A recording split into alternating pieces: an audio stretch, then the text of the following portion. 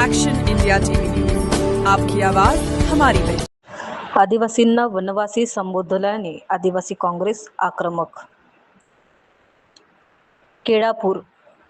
भारताचे गृहमंत्री अमित शाह यांनी आदिवासी समाजाला वनवासी असे संबोधल्याचा निषेधार्थ यवतमाळ जिल्हा आदिवासी काँग्रेस वतीने निषेध व्यक्त करण्यात आला आहे। त्या संदर्भात महाहिम राष्ट्रपती यांना निवेदन पाठवण्यात आले असून उपविभागीय अधिकारी केळापूर यांच्या मार्फत निवेदन सादर करण्यात आले।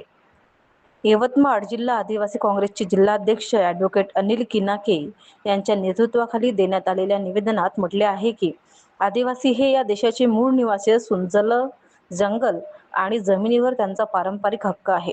आदिवासी समाजाची स्वतंत्र ओळख, संस्कृती आणि इतिहास असून त्यांचे योगदान देशाच्या स्वातंत्र्य लढ्यातही महत्त्वपूर्ण राहिले आहे।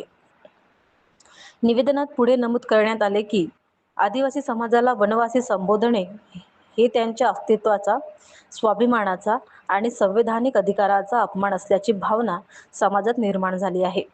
वनवासी हा शब्द आदिवासी समाजाच्या भावना दुखवणारा असून समाजाची ओळख बदलण्याचा कोणताही प्रयत्न सहन केला जाणार नाही, असा इशाराही आदिवासी काँग्रेसच्या वतीने देण्यात आला आहे।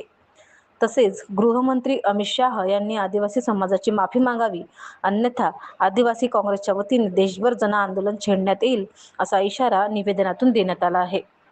मुख्य संपादक विनोद माहुरेसह सहसंपादक कुणाल पेंदूर। या अमित शहाचं करायचं काय? या अमित शहाचं करायचं